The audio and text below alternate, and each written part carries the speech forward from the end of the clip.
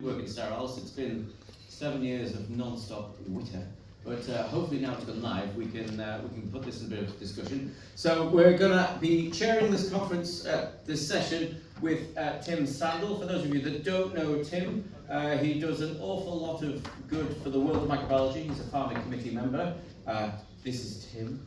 Also up is going to be, just going to see who's going to get to the stage first, is going to be Helen Gates, who is a microbiologist.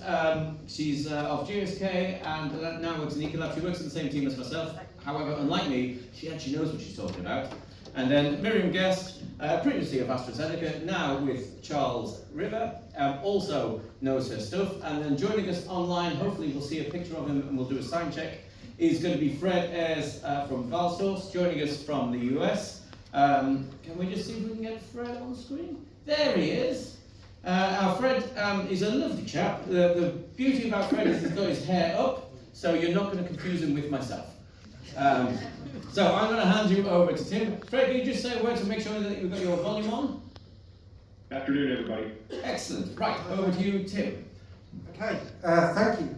And this is really a kind of cosy setting. We were hoping to have a fireside effect, some soft music. David was supposed to be coming out with glasses of brandy, but we're kind of half got there. And we wanted to kind of do more of a Q&A session, all about contamination control. So what we're going to do is have a general chat through some of the issues, some of the experience that these three wonderful experts have got. And then we'll take a pause with those questions and we'll see if you've got any questions, and we'll then come back and we'll try and get a narrative.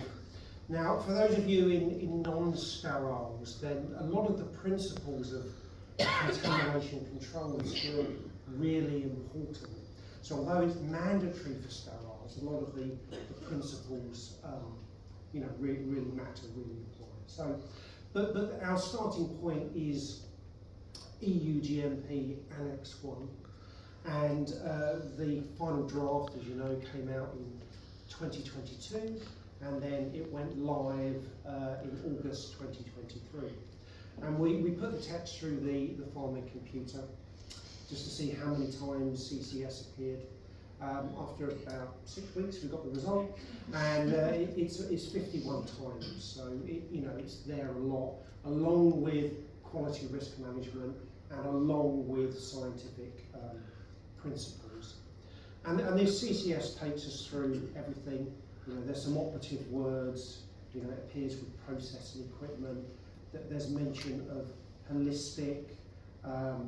There's requirements to look at it every so often, not just this kind of dusty volume on a shelf. So we've got that as like a basic backdrop, and we know that inspectors are going to start asking for it, and we know that a lot of people have bits and pieces.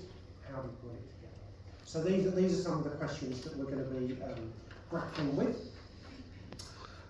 So I'm going to pose some questions to the panel. And what I'll do is I'll alternate who goes first.